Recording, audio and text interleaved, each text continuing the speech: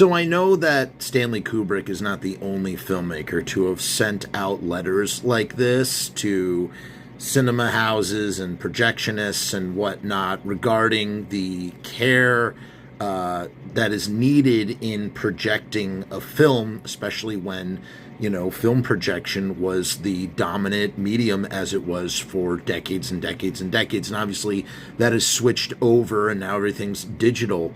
However, I think he makes a point here that really sort of, crystallizes why it was so important to be so precise when projecting a movie. He says, "Dear projectionist, an infinite amount of care was given to the look of Barry Lyndon, the photography, the sets, the costumes, and in the careful color grading and overall lab quality of the prints and the soundtrack.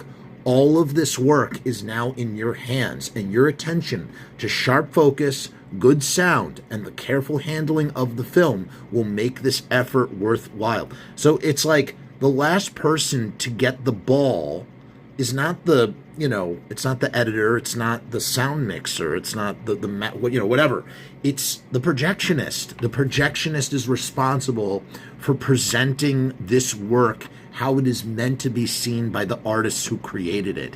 And so many people, filmmaking is a team effort, right? So many people, work so hard to bring a vision to life. It needs to be presented in the proper kind of way. So filmmakers taking the time to write these things out to ensure that, film houses and projectionists are meeting the exact specifications, it's of the utmost importance. And I think that part of the honor of being a projectionist, especially back in the day, especially during, the analog times, if you will, I don't know if there's a better way to say that, is that type of care was super important. The other day I went to see the Toxic Avenger, the remake. I know that's kind of a weird movie to put in relation to Barry Lyndon, but what was so sad to me was I went to see it at 10 o'clock and the aspect ratio was off, and so the bottom of the frame was cut off and there was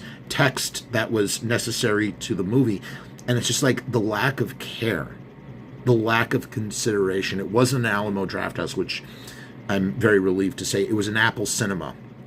And it was really frustrating. And so in reading this now, I'm like, yeah, of course. And it's kind of sad. I'm sure there are emails that go out. It's not on letterhead, but how cool.